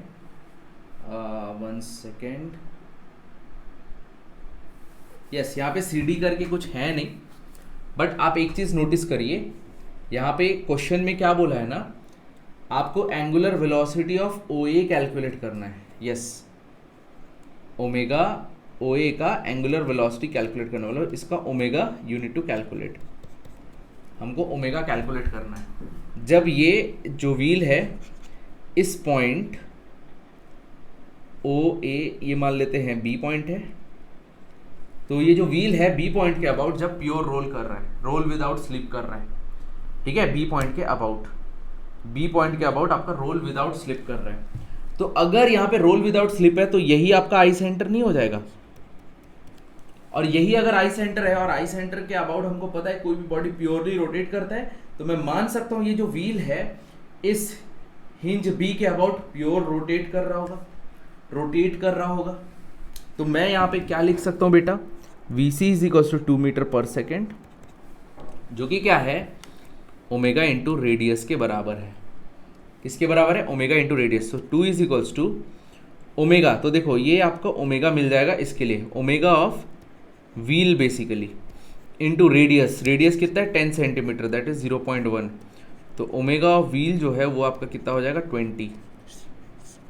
तो क्या मैं इसको ऐसे लिख सकता हूँ, ये हो जाएगा आपका देखो B, ये हो जाएगा देखो आपका C, ये हो जाएगा A, ये हो जाएगा आपका O, ठीक है। तो ये आपका देखो ओमेगा ऑफ व्हील बोल लो या ओमेगा ऑफ BC बोल लो आप, ये आ गया 20, और आप सभी को पता है जब आपका ये दोनों लिंक्स पैरेलल होते हैं तो हम velocity of C with respect to B is equal to velocity of A with respect to O लिखा जा सकता है। तो देखो ये हो जाएगा 20 इंटू BC हो जाएगा 0.1 is equal to omega AO या OA इंटू AO का लेंथ है 0.2, तो ओमेगा AO जो है वो हो जाएगा आपका 10, तो 10 इज द करेक्ट आंसर, ठीक है। ये इसका आ गया, ओमेगा की वैल्यू आ गई 10। अगर इसमें कोई प्रॉब्लम हो या कुछ दिक्कत हो आप लोग हमें पूछ सकते हो। So this is the correct answer, yes. तो चलिए आगे बढ़ते हैं, नेक्स्ट क्वेश्चन की ओर आगे बढ़ते हैं। 1 सेकेंड, हाँ 1 second,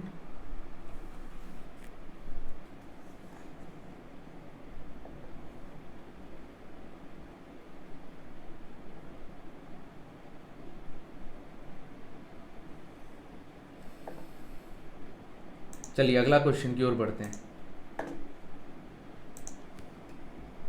let's move on to the next question. ये भी बहुत ही बेहतरीन क्वेश्चन है, बहुत ही शानदार क्वेश्चन है। देखो इसको भी हम सॉल्व करते हैं।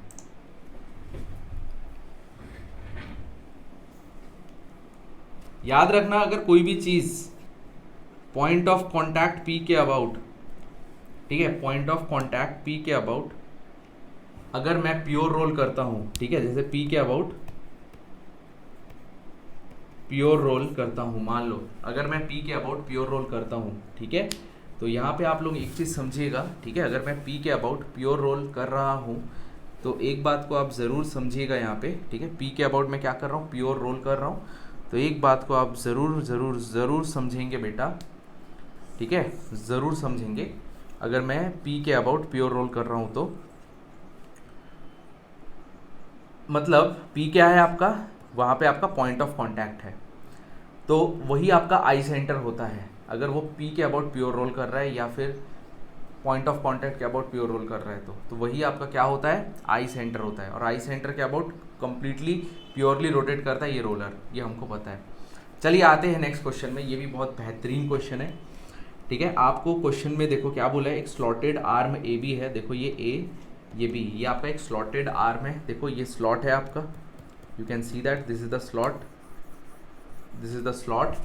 ये स्लॉट के अंदर ये रहा आपका पार्टिकल P, ये पार्टिकल P जो है यहाँ से मूव होना स्टार्ट हुआ, यहीं पे आपका इनिशियल वेलोसिटी जो था वो 0 था। पार्टिकल P जो है यहाँ पे पहुँचा, ये पार्टिकल P जो है यहाँ से यहाँ तक पहुँचा है, तो वो पार्टिकल P का जो वेलोसिटी है वो आपको कैलकुलेट करना है। समझ में आ रहा है, पार्टिकल P का जो वेलोसिटी है वो आपको कैलकुलेट करने का है। जब वो B पॉइंट पे स्ट्राइक करेगा वही पूछा, the magnitude of velocity of the particle just before it hits the end B। जैसे ही वो एंड B को हिट करेगा तो आपको पार्टिकल P का वेलोसिटी कैलकुलेट करने का है, ठीक है। तो देखो आप सबसे पहले ये देखो, पार्टिकल P जब पॉइंट B में जस्ट स्ट्राइक करने वाला होगा वहाँ पे कौन कौन सी वेलोसिटी होगी, एक हेल वेलोसिटी होने वाली है अलोंग द स्लॉटेड वेलोसिटी 1, एक और वेलोसिटी होगी अगर स्लॉटेड आर्म जो है रोटेट कर रहा है ओमेगा से, तो ये जो पार्टिकल है वो भी तो रोटेट कर रहा होगा ना ए के अबाउट, तो ये भी कितना हो जाएगा आपका इधर v2। सो यहाँ पे दो वेलोसिटीज हैं, एक है v1 और दूसरा है v2। समझ में आ रहा है, एक है v1 एंड दूसरा है आपका v2। आई होप आप लोगों को ये समझ में आ गया, v1 और v2। सो यहाँ से आप अगर नोटिस करते हो,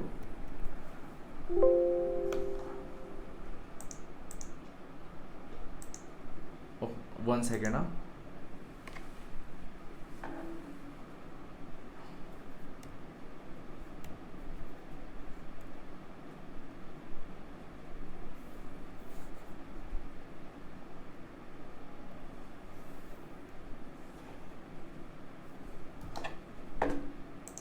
वन सेकेंड, हाँ, तो यहाँ पे दो वेलोसिटीज होंगी, एक v1 और एक v2। तो v2 जो है वो कितना हो जाएगा, ओमेगा इंटू आर। ओमेगा की वैल्यू देखो 10 रेडियंस पर सेकेंड, किसका, ये स्लॉटेड आर्म का, कितना है, कांस्टेंट है, मतलब alpha of the slotted arm 0 होगा, alpha of the slotted arm जो है 0 होगा। ये है आपका slotted arm, this is the slotted arm. तो अल्फा जो है मतलब एंगुलर एक्सेलरेशन आपका 0 होगा, क्योंकि ओमेगा आपका कांस्टेंट है, दैट इज 10। तो ये 10 इंटू जब बी पॉइंट में पहुंचेगा रेडियस की वैल्यू हो जाएगी 2 + 2 दैट इज 4, तो ये हो जाएगा 40। चलो v2 तो आ गया, v1 निकालना है। v1 आप कैसे निकालोगे, v1 जो है ये पार्टिकल P में क्या आ रहा है, सेंट्रीफ्यूगल एक्सेलरेशन। तो देखो ये पार्टिकल P है जिसमें देखो ये आपका एक सेंट्रीफ्यूगल एक्सेलरेशन आएगा जिसकी वैल्यू है mr ओमेगा का स्क्वायर, सेंट्रीफ्यूगल एक्सेलरेशन, और साथ में यहाँ पे m इंटू ए, क्यों आएगा m into A, inertia force. तो इस बात को समझो आप, ये जो आपका पार्टिकल है ये पार्टिकल का सेंट्रीफ्यूगल फोर्स होने वाला है, सेंट्रीफ्यूगल फोर्स mr ओमेगा का स्क्वायर। सेंट्रीफ्यूगल फोर्स की वजह से ये पार्टिकल P जो है यहाँ से लेकर यहाँ तक मूव करेगा, उसके अलावा कोई और फोर्स नहीं है जो पार्टिकल P को इधर से इधर तक मूव करा सके। तो सेंट्रीफ्यूगल फोर्स की वजह से पार्टिकल जो है यहाँ से यहाँ तक मूव करने वाला है, ठीक है। तो mr ओमेगा का स्क्वायर, और ये डायरेक्शन में कितना वेलोसिटी है, M A, M into A inertia force होने वाला है। तो यहाँ से देखो M into A is equals to M R omega का स्क्वायर। सो एम से एम कैंसिल हो जाएगा तो A is equals to R omega का स्क्वायर हो जाएगा। ए की वैल्यू जो है आर ओमेगा का स्क्वायर, और यहाँ पे ए जो है आप देख सकते हो फंक्शन ऑफ आर है, और ये जो पार्टिकल जो है आर क्या है बेसिकली, आर जो है पार्टिकल का यहाँ से लेकर यहाँ तक का डिस्टेंस ये आर है, and R is variable. R variable क्यों है, क्योंकि पार्टिकल का पोजीशन चेंज हो रहा है, जैसे जैसे ये घूम रहा है पार्टिकल का पोजीशन यहाँ से लेकर यहाँ तक पहुँच गया, तो पार्टिकल का पोजीशन चेंज हो रहा है, तो आर आपका वेरिएबल है। आर वेरिएबल है तो एक्सेलरेशन जो है वो भी वेरिएबल है। अगर एक्सेलरेशन वेरिएबल है मीन्स आपको acceleration is equals to V D V by D S लगाना पड़ेगा। यहाँ पे डी एस की जगह डी आर हो जाएगा, तो V D V by D R is equals to R omega का स्क्वायर। ओमेगा का स्क्वायर आपका कांस्टेंट है, तो यहाँ पे V D V is equals to R D R omega का स्क्वायर, इसका इंटीग्रेशन कर दीजिए। तो देखो V square upon two is equals to R square upon two omega का स्क्वायर प्लस सी। ठीक है, तो इसको आप सॉल्व करेंगे। वैसे लिमिट्स पुट कर सकते हैं डायरेक्ट। आर का वैल्यू हो जाएगा 2 से लेकर 4 तक, वेलोसिटी हो जाएगा 0 से लेकर v तक, रादर v1 तक, क्योंकि आपका पार्टिकल स्टार्ट कहाँ से हुआ, यहाँ से, तो r की वैल्यू 2 होगी, और जब यहाँ पर पहुँचा r का वैल्यू 4 हो जाएगा। जब यहाँ से स्टार्ट किया उसने रेस्ट से स्टार्ट किया, क्वेश्चन में बोल ही दिया है, और यहाँ तक पहुँचा तो वेलोसिटी कितनी थी, v1 वेलोसिटी, मतलब v1 वेलोसिटी वो वेलोसिटी है जो स्लॉट के अलोंग वाली वेलोसिटी। तो देखो ये कितना आ रहा है, यहाँ से आपका जो v1 का वैल्यू है वो देखना 34.64 आएगा। यस, तो देखो यहाँ पे टोटल वेलोसिटी कितना हो जाएगा, अंडर रूट 34.64 का स्क्वायर प्लस v2 का वैल्यू कितना है 40, तो 40 का स्क्वायर, तो यहाँ से v आ जाएगा 52.91 metre per second, and this is the correct answer. किसी को अगर कुछ डाउट हो तो आप पूछ सकते हो। अब आप बोलोगे सर यहाँ पे कोरियोलिस एक्सेलरेशन भी आ रहा होगा क्या, यहाँ पे एंगुलर एक्सेलरेशन भी आ रहा होगा? नो, एंगुलर एक्सेलरेशन आपका 0 है। एंगुलर एक्सेलरेशन नहीं है तो यहाँ पे टेंजेंशियल एक्सेलरेशन नहीं होगा। और कोरियोलिस एक्सेलरेशन है क्या, कोरियोलिस एक्सेलरेशन अगर होता भी है उसका वेलोसिटी ऑफ द पॉइंट से कोई फर्क नहीं पड़ता है। ठीक है, velocity of the point particle जो है उससे कोई फर्क नहीं पड़ता है, तो इसलिए इसका जो आंसर है वो आपका 52.91 मीटर पर सेकेंड होगा। आई होप आप लोगों को ये क्रिस्टल क्लियर है, किसी को कोई डाउट नहीं है। कुछ डाउट होगा तो आप लोग मेरे से ज़रूर पूछ सकते हो, बिल्कुल आप लोग मेरे से पूछ सकते हो। If anyone is having any doubt बताइए, फिर आप आगे बढ़ेंगे।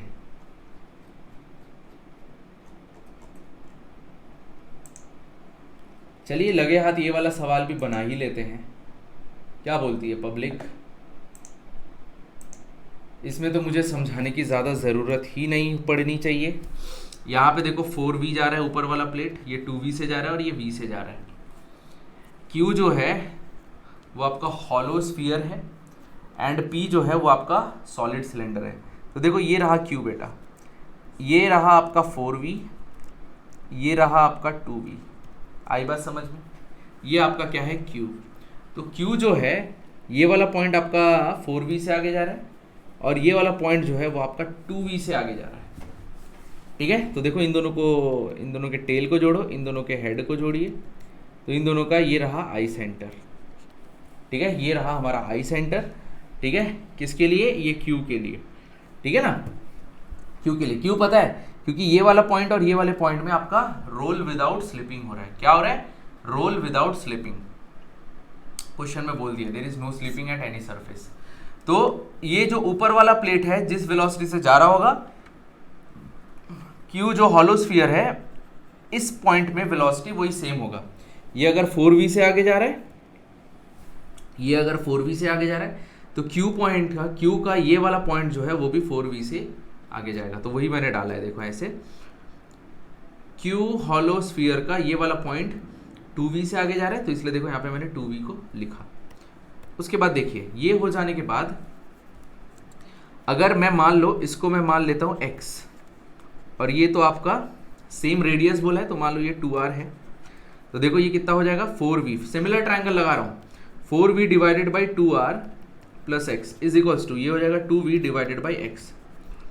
तो देखो 4vx इज इक्वल्स टू, है ना, 4vx is equals to 4vr plus 2vx, ठीक है ना। तो यहाँ पे देखो 2vx is equals to 4vr, so v से v कैंसिल, तो x is equals to 2r हो जाएगा। समझ में आ रहा है, ये x की वैल्यू जो है ये 2r होने वाली है। देखो ये भी 2r है, ये भी आपका 2r है। तो हमको आई सेंटर मिल गया। अब ये आई सेंटर निकालने का फायदा क्या, क्योंकि देखो यहाँ पे आपको रोटेशनल काइनेटिक एनर्जी निकालना है बेटा। Rotational kinetic energy, rotational kinetic energy मतलब हाफ आई ओमेगा का स्क्वायर। तो उसके लिए आपको ओमेगा चाहिए रहेगा, तो आप ओमेगा क्यू निकालिए।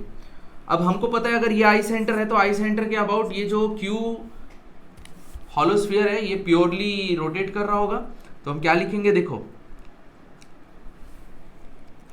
4v इज इक्वल्स टू, ये मान लेते हैं ओमेगा क्यू है, तो omega q into 2r plus x, that is 2r plus 2r। तो यहाँ से देखो 4v is equals to omega q is into 4r, तो 4 से 4 कैंसिल, तो v बाई आर हो जाएगा ओमेगा क्यू का वैल्यू। ओमेगा क्यू का वैल्यू जो है वो v बाई आर हो जाएगा, ठीक है। तो अगर मुझे रोटेशनल काइनेटिक एनर्जी कैलकुलेट करना है, ठीक है ना, अगर मुझे रोटेशनल काइनेटिक एनर्जी कैलकुलेट करना है, किसका, रोटेशनल काइनेटिक एनर्जी आर के ई, किसके लिए, क्यू के लिए, तो वो कितना हो जाएगा, देखो हाफ हॉलोस्फीयर है बेटा, ये समझ में आ रहा है, ये आपका हॉलोस्फीयर है। और हॉलोस्फीयर के लिए यस हॉलोस्फीयर के लिए होता है, ठीक है। जैसे मान लो ये आपका हॉलोस्फीयर है, तो हॉलोस्फीयर के लिए सेंटर के अबाउट अगर आपको ये निकालना है मास मोमेंट ऑफ इनर्शिया, वो होता है आपका 2/3 mr का स्क्वायर, 2/3 mr का square mass moment of inertia hollow sphere के लिए 2/3 इंटू mr का स्क्वायर, ठीक है। तो यहाँ से देखो mr स्क्वायर डिवाइडेड बाई 3 हो जाएगा। आई बात समझ में, ये आ गया रोटेशनल काइनेटिक एनर्जी Q के लिए। सिमिलरली रोटेशनल काइनेटिक एनर्जी, अरे यार एक minute, rotational kinetic energy for P के लिए वो भी क्या हो जाएगा, half IP mass moment of inertia of P that is solid cylinder into omega का स्क्वायर, ओमेगा P का स्क्वायर। तो ये आपका सॉलिड सिलेंडर है, इसका ऊपर वाला जो है 2v से जा रहा है और ये वाला आपका v से जा रहा है, आप देख सकते हो। देखो ये 2v से जा रहा है और ये v से जा रहा है, तो ये वाला पॉइंट भी आपका 2v से जाएगा और ये वाला पॉइंट भी आपका v से जाएगा, क्योंकि नो स्लिपिंग दिया हुआ है क्वेश्चन में। तो इसके आप टेल को जोड़ दीजिए, इसके आप हेड को जोड़ dीजिए, तो दोनों का आई सेंटर देखो यहाँ से जा रहा है, दोनों का आई सेंटर यहाँ पे होगा। तो यहाँ पे आपको आप क्या बोल सकते हो, आई सेंटर क्या प्योरली रोटेट कर रहा होगा, तो आप क्या लिख सकते हो, देखो सिमिलर ट्रायंगल लगा दीजिए, ये आपका 2r है और ये देखना मान लो y है, so 2v upon 2r plus y is equals to v upon y, so 2vy is equals to 2vr plus vy, so vy is equals to देखो कितना आ रहा है, vy is equals to 2vr आ जाएगा। देखो vy की value जो है 2vr आ जाएगा, ध्यान से देखिए, एक सेकेंड,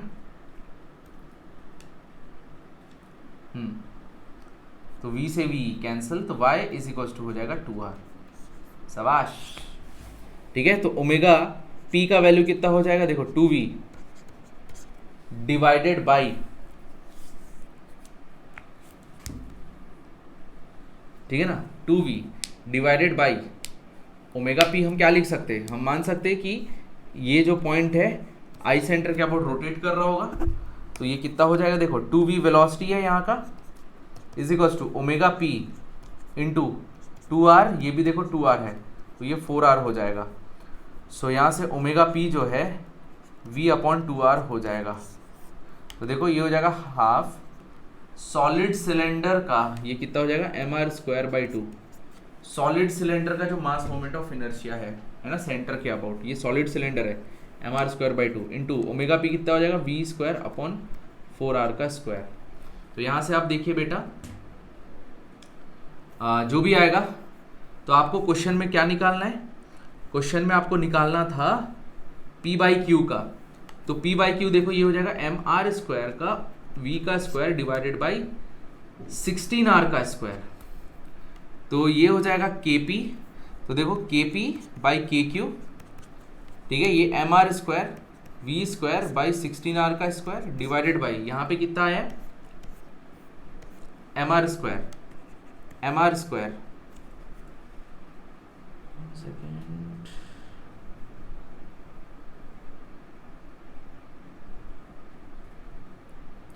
ओमेगा की वैल्यू तो यहाँ पे है ना, अरे I am so sorry, omega की वैल्यू तो मैं पुट करना ही भूल गया।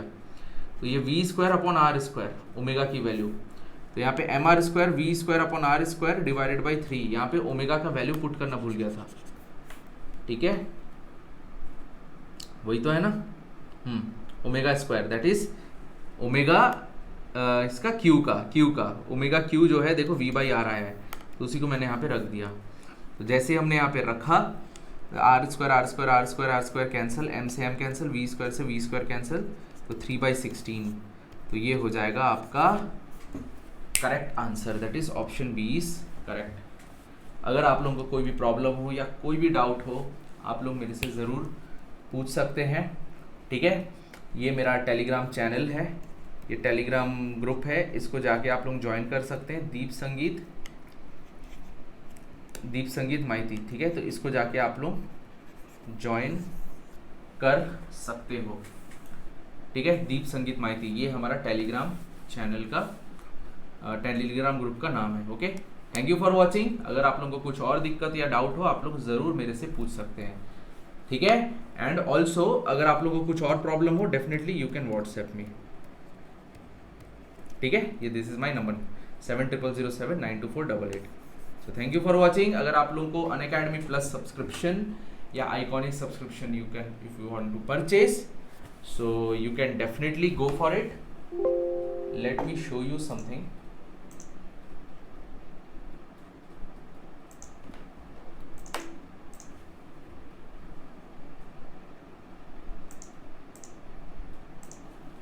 One second.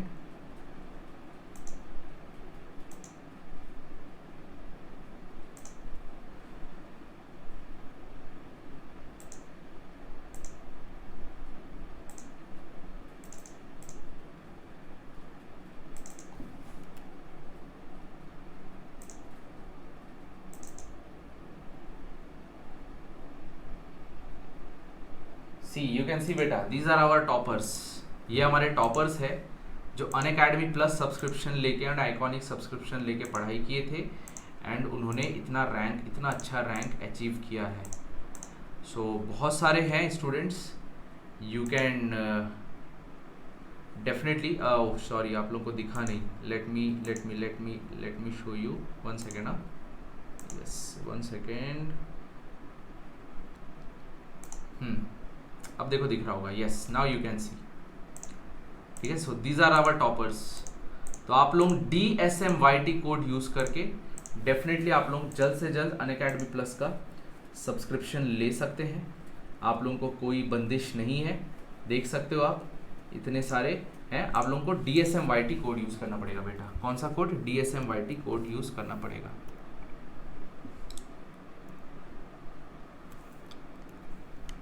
ठीक है। DSMYT, use this code and get 10% offer. आज ही अनअकैडमी लर्निंग ऐप डाउनलोड करिए। Thank you.